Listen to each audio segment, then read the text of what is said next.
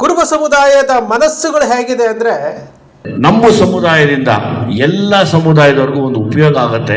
ಒಂದು ಸಿದ್ಧಗಂಗಾ ಮಠದ ಥರ ತಾವೊಂದು ಮಠ ನಿರೂಪಿಸಿ ನಾವು ಬಂದು ಸಣ್ಣ ಸೇವೆ ಸಲ್ಲಿಸ್ತೀವಿ. ನಮಗೆ ಗೊತ್ತು ಪ್ರೆಸೆಂಟ್ ಕಂಡೀಷನ್ ನಡೀತಾ ಇರೋದು ಎಲ್ಲ ಉತ್ತರ ಕರ್ನಾಟಕದ ಎಲ್ಲ ಸಮುದಾಯದ ಎಲ್ಲ ಬಡವರು, ದೀನರು, ದಲಿತರು ಬಂದು ಇವತ್ತು ಕೂಲಿ ಕೆಲಸ ಮಾಡ್ಕೊಂಡು ನರಳ್ತಾ ಇದ್ದಾರೆ.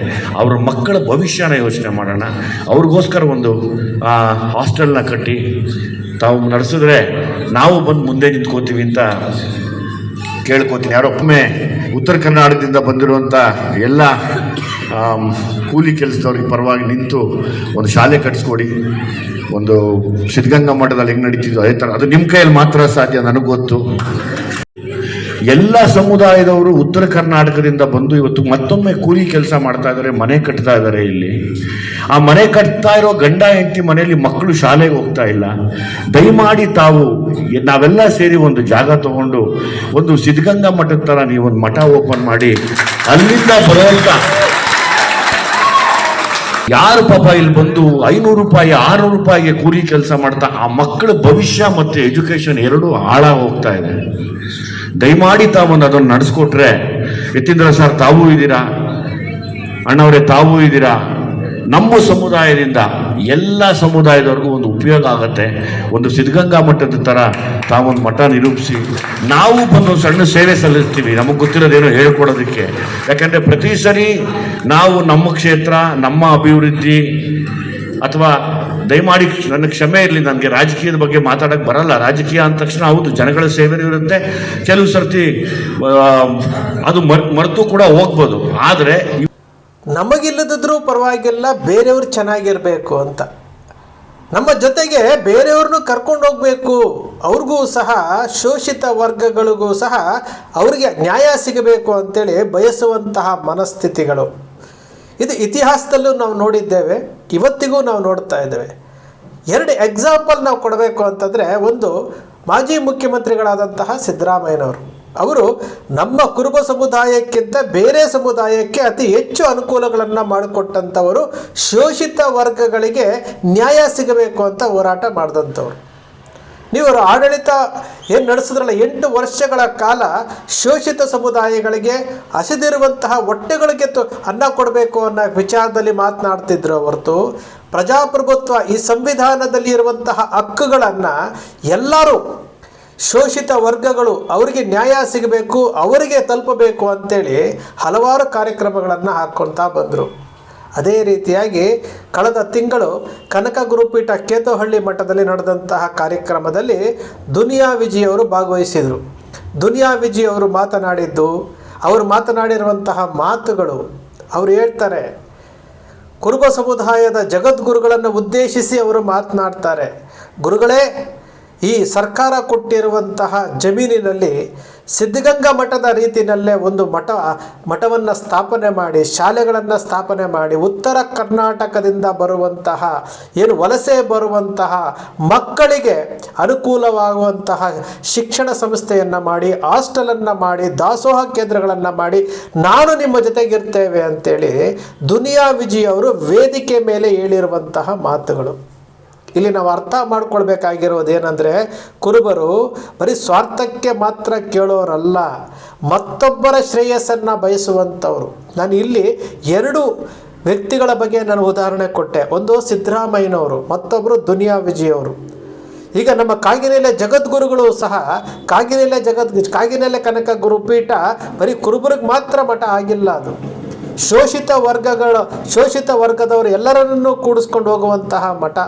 ಶೋಷಿತ ವರ್ಗಗಳ ಮಠಾಧೀಶರ ಅಧ್ಯಕ್ಷರಾಗಿ ಜಗದ್ಗುರುಗಳು ಮುನ್ನಡೆಸ್ತಾ ಇದ್ದಾರೆ. ಇನ್ನೂ ಒಂದು ಸ್ಟೆಪ್ಪು ಹಿಂದೆ ಹೋದರೆ, ನಾವು ಭಾರತೀಯ ಜನತಾ ಪಕ್ಷ ಅಧಿಕಾರಕ್ಕೆ ಬಂತು, ಯಡಿಯೂರಪ್ಪನವರ ಸರ್ಕಾರದಲ್ಲಿದ್ದಂತಹ ಭಾರತೀಯ ಜನತಾ ಪಕ್ಷದವರೇ ಯಡಿಯೂರಪ್ಪನವ್ರನ್ನ ಕೆಳಗಡೆ ಇಳಿಸೋದಕ್ಕೆ ಹೋದರು. ಆ ಸಮಯದಲ್ಲಿ ಪಕ್ಷೇತರವಾಗಿ ಗೆದ್ದಂತಹ ವರ್ತೂರು ಪ್ರಕಾಶ್ ಅವರ ಒಂದು ಮತದಿಂದ ಸರ್ಕಾರ ಉಳಿಬೇಕಾಗಿತ್ತು. ಅವತ್ತು ವಿಧಾನಸಭೆಯಲ್ಲಿ ವಿಶ್ವಾಸ ಮತ ಯಾಚನೆಯ ಸಮಯದಲ್ಲಿ ವರ್ತೂರು ಪ್ರಕಾಶ್ ಕುರುಬ ಸಮುದಾಯದ ವರ್ತೂರು ಪ್ರಕಾಶ್ ಅವರ ಆ ಒಂದು ಮತ ಯಡಿಯೂರಪ್ಪನವರ ಸರ್ಕಾರವನ್ನು ಉಳಿಸ್ತು. ಅದಾದ ನಂತರ ಯಡಿಯೂರಪ್ಪನವರು ರಾಜೀನಾಮೆ ಕೊಡ್ತಾರೆ. ರಾಜೀನಾಮೆ ಕೊಟ್ಟಾದ್ಮೇಲೆ ಸದಾನಂದ ಗೌಡರು ಬರ್ತಾರೆ. ಸದಾನಂದ ಗೌಡರು ಮುಖ್ಯಮಂತ್ರಿ ಆಗ್ತಾರೆ. ಸದಾನಂದ ಗೌಡರು ಮುಖ್ಯಮಂತ್ರಿ ಆದಮೇಲೆ ಜಗದೀಶ್ ಶೆಟ್ಟರ್ ಮುಖ್ಯಮಂತ್ರಿ ಆಗ್ತಾರೆ.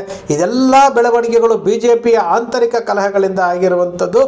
ಎಲ್ಲದಕ್ಕೂ ವರ್ತೂರು ಪ್ರಕಾಶ್ ಅವರು ಕೊಟ್ಟಂತಹ ಬೆಂಬಲದಿಂದ ಭಾರತೀಯ ಜನತಾ ಪಕ್ಷ ಅವತ್ತು ದಕ್ಷಿಣ ಭಾರತದಲ್ಲಿ ಅಧಿಕಾರ ಹಿಡಿದಾಗ ಅದನ್ನು ಪರಿಪೂರ್ಣವಾಗಿ ಪೂರೈಸಿದ್ದು ಭಾರತೀಯ ಜನತಾ ಪಕ್ಷಕ್ಕೆ ಬೆಂಬಲ ಕೊಟ್ಟಂತಹ ವರ್ತೂರು ಪ್ರಕಾಶ್ ಅವರಿಂದ. ಇದ್ಯಾವುದು ಕಟ್ಟುಕತೆ ಅಲ್ಲ. ಈ ಸಮುದಾಯದ ಮನಸ್ಥಿತಿಗಳ ಬಗ್ಗೆ ನಾವು ಹೇಳ್ತಾ ಇರುವಂಥದ್ದು.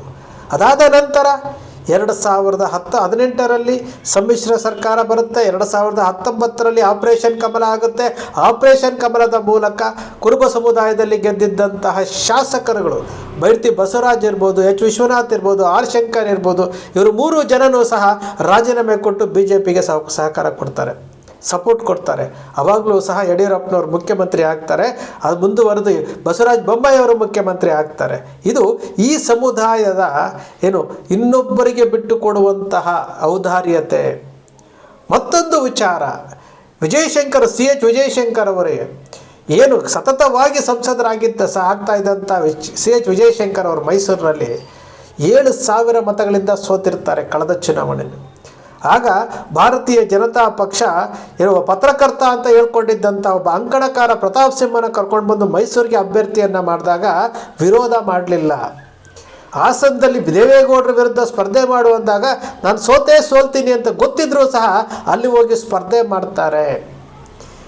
ಬಂದವರಿಗೆ ಬಿಟ್ಟುಕೊಟ್ಟು, ತನ್ನ ಕ್ಷೇತ್ರವನ್ನು ಬಿಟ್ಟುಕೊಟ್ಟು ಹಾಸನದಲ್ಲಿ ಸೋಲುವಂತಹ ಕ್ಷೇತ್ರದಲ್ಲಿ ಹೋಗಿ ಸ್ಪರ್ಧೆ ಮಾಡುವಂಥದ್ದು CH ವಿಜಯಶಂಕರ್ ಅವರ ಗುಣ. ಅದಾದ ನಂತರ ಅರಣ್ಯ ಸಚಿವರನ್ನಾಗಿ ಮಾಡ್ತಾರೆ. ಅರಣ್ಯ ಸಚಿವರಾಗಿದ್ದ ತಕ್ಷಣವೇ ಯಡಿಯೂರಪ್ಪನವರು ರಾಜೀನಾಮೆ ಕೊಡುವಂಥ ತಕ್ಷಣ ಮಾತನಾಡದೆ ರಾಜೀನಾಮೆ ಕೊಟ್ಟಂತಹ CH ವಿಜಯಶಂಕರ್ ಅವರು.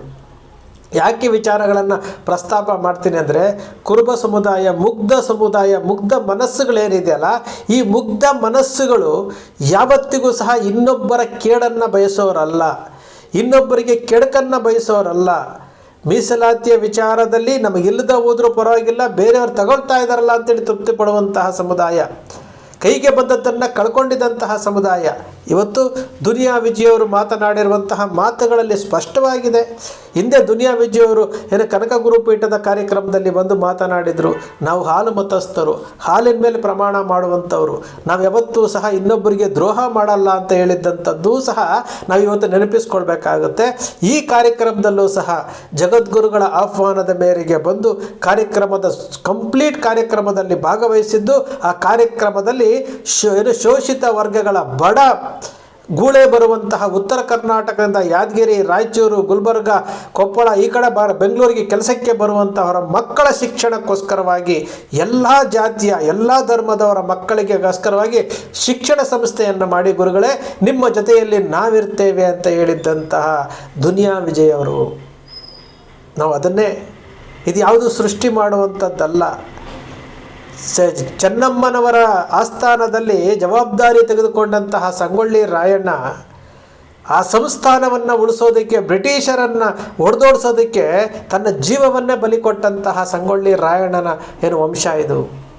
ಇಲ್ಲಿ ನಾವು ಇನ್ನೊಬ್ಬರಿಗೆ ಕೊಡುವಂಥದ್ದು, ನಮ್ಮಲ್ಲಿರುವಂಥದ್ದು ಇನ್ನೊಬ್ಬರಿಗೆ ಕೊಡುವಂತಹ ಮನಸ್ಥಿತಿ ಇರುವಂತಹ ಸಮುದಾಯ ಇದು ಇತಿಹಾಸದಲ್ಲೂ ನೋಡಿದ್ದೇವೆ, ಇವತ್ತಿಗೂ ನಾವು ನೋಡ್ತಾ ಇದ್ದೇವೆ.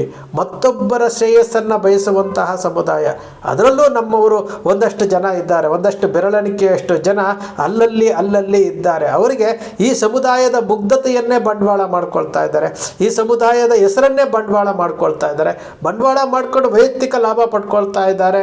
ಅದು ಸಾಕಷ್ಟು ಸರಿ ನಾವು ಹೇಳ್ತಾನೆ ಇದ್ದೀವಿ. ಇವತ್ತು ನಮ್ಮ ಸಮುದಾಯದ ಚಿತ್ರನಟರಾದಂತಹ ದುನಿಯಾ ವಿಜಯ್ ಅವರು ನೇರವಾಗಿ ಇನ್ನೊಬ್ಬರ ಶ್ರೇಯಸ್ಸನ್ನು ಬಯಸಿದಂತಹ ಮಾತುಗಳನ್ನು ನೀವು ಕೇಳಿದ್ರಿ. ಇನ್ನೊಂದು ಸಮುದಾಯ, ಇಡೀ ಶೋಷಿತ ಸಮುದಾಯ, ಬಾಬಾ ಸಾಹೇಬ್ ಅಂಬೇಡ್ಕರ್ ಅವರು ಶೋಷಿತ ಸಮುದಾಯಗಳ ಧ್ವನಿಯಾಗಿದ್ದರು, ಅದೇ ರೀತಿಯಾದಂತಹ ಧ್ವನಿಯಾಗಿ ಸಿದ್ದರಾಮಯ್ಯನವರು 8 ವರ್ಷಗಳ ಕಾಲ ಮುಖ್ಯಮಂತ್ರಿ ಆಗಿದ್ದಂಥವ್ರು, ನೇರವಾಗಿ ಹೇಳ್ತಾ ಇದ್ದಂಥವ್ರು, ಹಸಿದವರಿಗೆ ಅನ್ನ ಕೊಡಬೇಕು, ಹಕ್ಕಿನಿಂದ ವಂಚಿತರಾದವರಿಗೆ ಹಕ್ಕುಗಳನ್ನು ದೊರಕಿಸ್ಕೊಡ್ಬೇಕು ಅಂತ ಹೇಳಿದ್ದಂಥ ಸಿದ್ದರಾಮಯ್ಯನವರು ಇವತ್ತು ಇತಿಹಾಸ ಪುಟದಲ್ಲಿ ಅವರನ್ನು ಮೀರಿಸಲಾರದಂತಹ ಯಾವುದೇ ರಾಜಕಾರಣಿ ಮುಂದೆ ಬರೋದಿಲ್ಲ. ಬರೋದಕ್ಕೆ ಸಾಧ್ಯವೂ ಇಲ್ಲ. ಅಂತಹ ಒಬ್ಬ ರಾಜಕಾರಣಿಯಾಗಿ ಕುರುಬ ಸಮುದಾಯದ ಶ್ರೇಯಸ್ಸನ್ನು ಅತಿ ಎತ್ತರಕ್ಕೆ ತೆಗೆದುಕೊಂಡು ಹೋಗಿರುವಂತಹ ರಾಜಕೀಯ ಕ್ಷೇತ್ರದಲ್ಲಿ ಒಂದು ಇತಿಹಾಸವನ್ನು ಬರೆದಂತಹ ಸಿದ್ದರಾಮಯ್ಯನವರು, ನಮ್ಮ ಜಗದ್ಗುರುಗಳು, ನಮ್ಮ ದುನಿಯಾ ವಿಜಯವರು, ಇವರೆಲ್ಲರ ಮಾತುಗಳನ್ನು ನಾವು ಆಲಿಸ್ಕೊಂಡು ಇವರೆಲ್ಲರ ನಡೆಗಳನ್ನು ಆಲಿಸಿದಾಗ ನಮಗೆ ಗೊತ್ತಾಗೋದು ಒಂದೇ ಒಂದು, ಈ ಸಮುದಾಯ ಮುಗ್ಧ ಸಮುದಾಯ. ಹಿಂದೆ ಹೇಳ್ತಿದ್ರಲ್ಲ, ಈ ಸಮುದಾಯ ಇನ್ನೊಬ್ಬರ ಶ್ರೇಯಸ್ಸನ್ನು ಬಯಸುವಂತಹ ಸಮುದಾಯ. ಇಂತಹ ಸಮುದಾಯಕ್ಕೆ ಬೇಕಾದಂತಹ ಬೇಡಿಕೆಗಳನ್ನು ಸರ್ಕಾರಗಳ ಮುಂದೆ ಇಟ್ಟರೆ ಅದನ್ನು ಈಡೇರಿಸದ ಹೋದರೂ ಪರವಾಗಿಲ್ಲ, ಸರ್ಕಾರ ಚೆನ್ನಾಗಿರಬೇಕು ಅಂತ ಬಯಸುವಂತಹ ಏಕೈಕ ಸಮುದಾಯ ಯಾವುದಾದ್ರೂ ಇದ್ದರೆ ಅದು ಹಾಲುಮತ ಸಮುದಾಯ. ಬಂಧುಗಳೇ, ನಿಮ್ಮ ಕನಕ ಟಿವಿ ಸೃಷ್ಟಿ ಮಾಡೋದಿಲ್ಲ, ಕಲ್ಪನೆ ಮಾಡೋದಿಲ್ಲ, ವಾಸ್ತವದ ವಿಚಾರವನ್ನು ವಿಶ್ಲೇಷಣೆ ಮಾಡುತ್ತೆ. ನಿಮ್ಮ ಕನಕ ಟಿವಿಯ ವಿಶ್ಲೇಷಣೆ ನಿಮ್ಗೆ ಇಷ್ಟ ಆಯಿತು ಅಂದರೆ ಸಬ್ಸ್ಕ್ರೈಬ್ ಆಗಲಿಲ್ಲ ಅಂದರೆ ಸಬ್ಸ್ಕ್ರೈಬ್ ಮಾಡ್ಕೊಳ್ಳಿ, ಪಕ್ಕದಲ್ಲಿ ಕಾಣುವಂಥ ಬೆಲ್ ಐಕಾನ್ ಪ್ರೆಸ್ ಮಾಡಿ, ಶೇರ್ ಮಾಡಿ, ಪ್ರೋತ್ಸಾಹ ನೀಡಿ.